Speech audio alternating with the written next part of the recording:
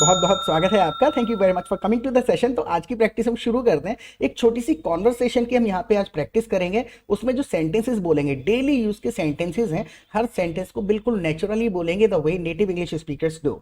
Right, हर sentence का structure, logic और grammar साथ के साथ डिस्कस करते हुए चलेंगे ताकि कंसेप्ट क्लियर हो और इनके बेसिस पे फिर आप दूसरे सेंटेंसेस बना पाएं और अपने कॉन्वर्सेशन में इस्तेमाल कर पाएं। Alright, so I be sharing my screen with you. Screen में आपके साथ मैं शेयर कर देता हूं। This is gonna be a kind of English test.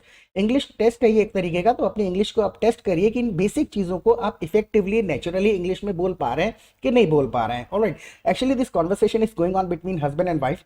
Husband और वाइफ के बीच में बात चल रही है। तो वाइफ वाइफ कह रहे हैं कि मेरे बाल स्ट्रेट करवा दो, मेरे बाल स्ट्रेट करवा दो। अब देखिए कितने तरीके से कहा जा सकता है, ऑल्टरनेट साथ के साथ देखते हुए चलते हैं। एक बेसिक तरीका हुआ I want to straighten my hair.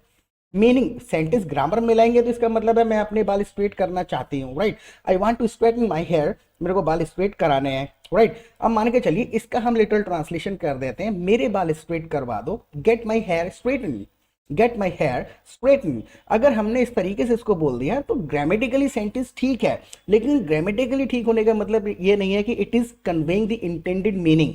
Right, तो मीनिंग थोड़ा सा चेंज हो रहा है, थोड़ा रूड साउंड करेगा और ये फिर कॉमनली बोला नहीं जाता है। तो नेचुरल साउंड करने के लिए, इफेक्टिव इंग्लिश बोलने के लिए हमको सुनना पड़ता है कि इस बात को कहा कैसे जाएगा। एक घुमा फिरा के आपने कह दिया I want to straighten my hair, मेरे को बाल स्ट्रेट करवाने हैं। और थोड़ा सा दूसरे तरीके से बोल के देखिए, I want to get my hair straighten, I want to get my hair straighten, मैं अपने बाल सीधे कराना चाहती हूँ। Right, I want to get my hair straighten, इस तरीके से आपने कह दिया। अगर इसको आप तीसरे तरीके से कहें, अगर आप रियल सिचुएशन में कह ही रहे हैं अपने घर में कि मेरे को अपने बाल सीधे करवाने, तो आप थोड़ा सा पोलाइटली कह सकते हैं let me get my hair straighten. Look at the next. आप पूरा सेशन देखिए, आपको खुद से लॉजिक समझ में आ जाएगा how the English is spoken naturally. Right, तुम ऐसी अच्छी लगती हो। नाउ हस्बैंड इज रिप्लाइंग कि तुम ऐसी अच्छी लगती हो, तुम ऐसे ही अच्छी लगती हो। देखिए, you look beautiful the way you are, you look beautiful the way you are, जैसी हो वैसी ही अच्छी लगती हो।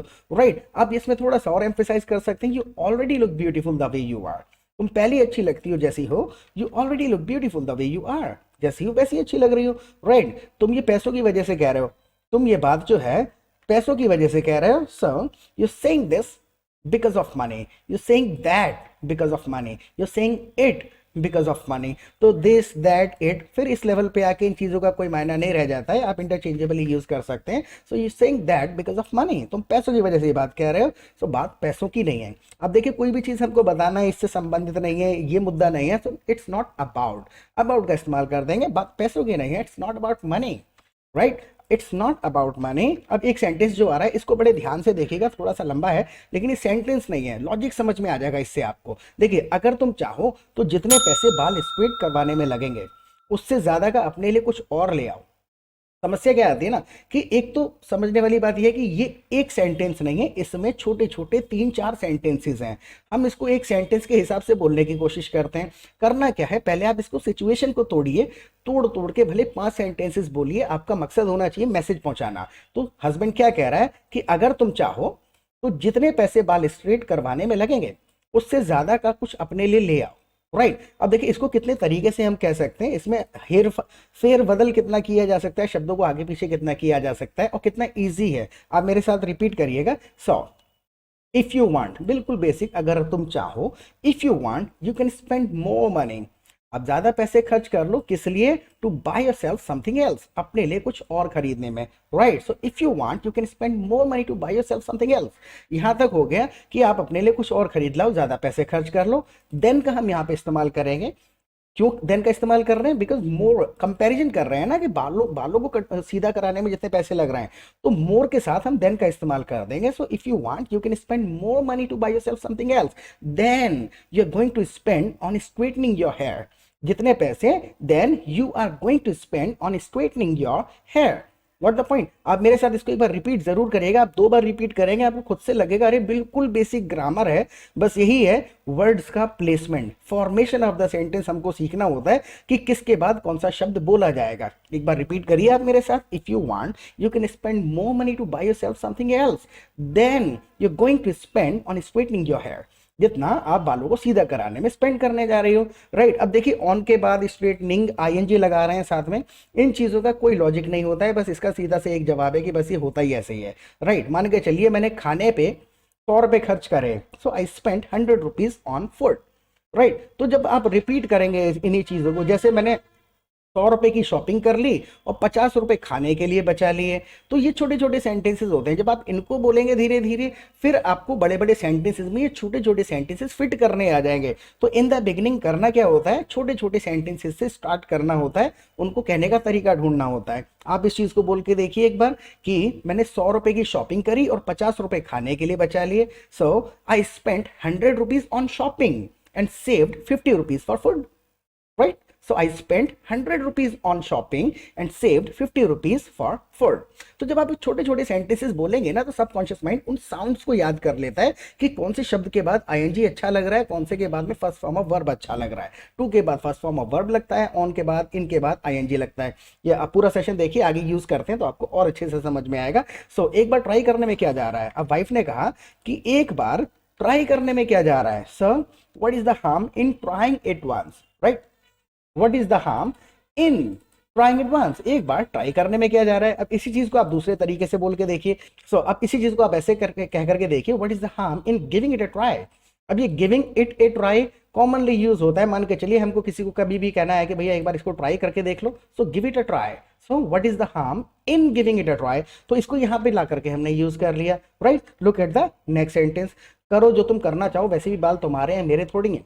अब ये इडियोमेटिक तरीके से हिंदी का सेंटेंस है, तो हम ये सारे के सारे शब्द, पहले तो वर्ड्स को काउंट नहीं करना है, इन सारे शब्दों को फिर यूज करने की भी कोशिश नहीं करनी है। फीलिंग क्या है, हस्बैंड कह रहा है जो तुम करना चाहो वो कर लो, राइट। वैसे भी बाल तुम्हारे हैं मेरे थोड़े हैं, राइट। अब थोड़े ही को जबरदस्ती लगाएंगे नहीं, यहाँ पर देखिए मैसेज जाना चाहिए हमारा, और थोड़ा सा इंप्रेशन एक्सप्रेशन वही होना चाहिए जिस फीलिंग के साथ बोलना चाह रहे हैं। So do whatever you want to, जब हम वर्ब की बात कर रहे होते हैं तो टू का इस्तेमाल कर लिया जाता है, do whatever you want.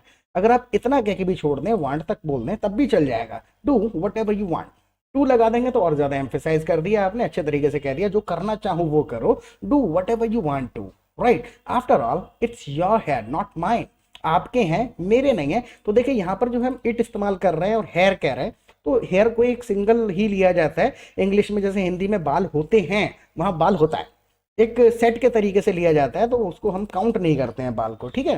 So do whatever you want to, after all it's your hair not mine, तुम्हारे हैं मेरे नहीं है, राइट। तो यहाँ पर थोड़े ही इस प्रकार की जैसे ही हमने वर्ड्स यूज कर लिए हैं, वैसे भी बाल तुम्हारे हैं मेरे थोड़े ही हैं, तो कुछ एक जगह पर सेंटेंसेस हैं जो हिंदी से इंग्लिश में मैच कर जाते हैं, लेकिन 90% of the English is spoken its own way which has no connection with Hindi, अपने तरीके से बोली जाती है।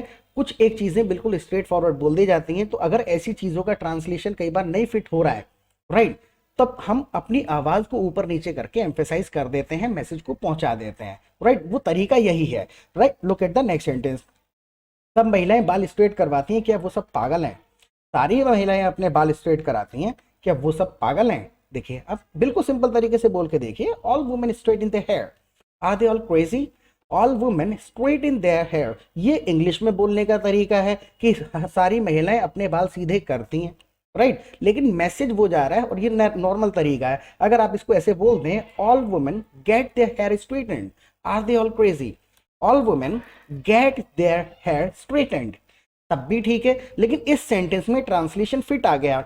ये 10% केसेस में ऐसा होता है जिसमें हिंदी और इंग्लिश दोनों मैच कर जाते हैं, सेंटेंस का मीनिंग नहीं बदलता, लेकिन 90% ऑफ द केसेस में मैसेज बदल जाता है, जो फिट नहीं बैठेगा हिंदी इंग्लिश का मिलान, तो उसके पीछे नहीं पड़ना है। ऐसा एक दो सेंटेंस बन जाता है तो लकीली हो गया है ऐसा, लेकिन ये रूल नहीं है, right. Look at the next sentence, मैंने ऐसा तो नहीं कहा, मैंने ऐसा तो नहीं कहा ऑल वुमेन आर क्रेजी, मैंने ऐसा तो नहीं कहा। सो बिल्कुल simple, I didn't say that, आप थोड़ा सा एम्फेसाइज कर दीजिए, अपने टोन को बदल दीजिए, आई डिडंट से दैट, मैंने ऐसा तो नहीं कहा, right. I didn't say like that, इसमें आप लाइक लगा देंगे तो फिर वो चल जाएगा। कहने का मतलब ये है कि चल जाएगा, लेकिन नॉर्मल तरीका ये शॉर्ट में सेंटेंसेस बोले जाते हैं, आई डिडंट से दैट, मैंने ये तो नहीं कहा, सो तुम्हारा मतलब तो यही था, तुम्हारा मतलब तो यही था, that's what you meant, that's what you meant, that's what का मतलब ही होता है एम्फेसाइज करने के लिए, वही तो, तुम्हारा मतलब वही था, so that's what you meant. मान के चलिए यही तो तुम कर रहे हो, that's what you doing,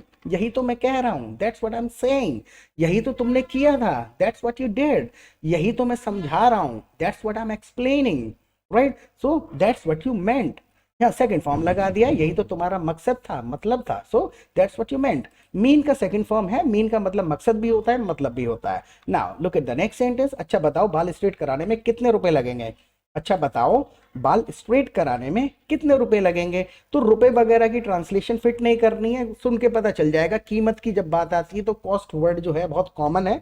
so alright, tell me how much will it cost to straight in the hair, how much will it cost, कितने खर्चा आएगा, कितनी कीमत लगेगी, ट्रांसलेशन इसका मिलान नहीं हो पाएगा, right? So how much will it cost to straight in the hair, यानी कि कितने पैसे लगेंगे, कितना खर्चा आएगा to straight in the hair, बालों को सीधा करने में, राइट? अब यहां पर देखिए इस लहजे में बोला जा रहा है, इसका ट्रांसलेशन करके देखिए सीधा करवाने में कितने लगेंगे, राइट? तो हर सेंटेंस को हम इस तरीके से ट्रांसलेट कर करके बोलेंगे, इसी पूरी पूरी ग्रामर को फिट करके बोलेंगे, तो फिर हमारी इंग्लिश बिगड़ने लग जाएगी जितना हम नेचुरली बोलने की कोशिश करेंगे, right? So how much, tell me how much will it cost to straight in the hair, right? इसको आप ऐसे ट्रांसलेशन के हिसाब से बोल के देखिए, how much will it cost to get the hair straightened, match कर जाएगा। तो ऐसा नहीं है कि अगर आप ग्रामेटिकली सेंटेंस ट्रांसलेट करके बोल रहे हैं तो बहुत ज्यादा गलत हो जाएगा, but it will not sound effective in many of the cases, ज्यादातर केसेस में फिर वो इफेक्टिव नहीं रहेगा और कई बार तो बिल्कुल ही ऊट पटांग साउंड करता है। सो मुझे पार्लर ले चलो, वहीं पता कर लेंगे, मुझे पार्लर ले चलो वहीं पे पता कर लेंगे। So take me to the parlour, will find out there. पता कर लेने का मतलब होता है कोई भी चीज को मतलब फाइंड आउट ही करना होता है, कुल मिला के पता कर लेंगे। Take me to the parlour, will find out, वहीं पे पता कर लेंगे। Now look at the next sentence, बच्चों को भी साथ ले चलें, बच्चों को भी साथ ले चलें। अब देखिए इस सेंटेंस में हम टू भी इस्तेमाल कर सकते हैं, ऑल्सो का भी इस्तेमाल कर सकते हैं। So shall we take the children along too, इतना ये वाले टू का सिर्फ एक ही लॉजिक है, ये सेंटेंस के लास्ट में ही आता है, राइट? तो नॉर्मल एक सेंटेंस बोल दीजिए, shall we take the children along, along का मतलब ही होता है साथ साथ।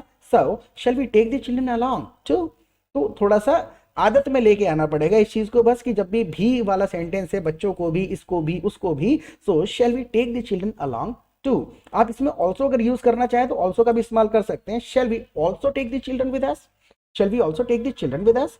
इस तरीके से आप कहना चाहें तो आप इस तरीके से भी कह सकते हैं। अब मान के चलिए हताश और निराश होकर आपको कई बार घर में ये कहना पड़े, अब तो मुझे मन मारने की आदत सी हो गई है, अब तो मुझको मन मारने की आदत सी हो गई, एक एक्सप्रेशन है। देखिए मन मारने का मतलब होता है सप्रेस फीलिंग होती है, वो सप्रेस, मन मार लेना, कुल मिला के इच्छाओं को दबा लेना, तो सप्रेस वर्ड हमको पता है। अब इसको सेंटेंस में आप फिट करके देखिए, अब तो मुझे मन मारने की आदत सी हो गई है।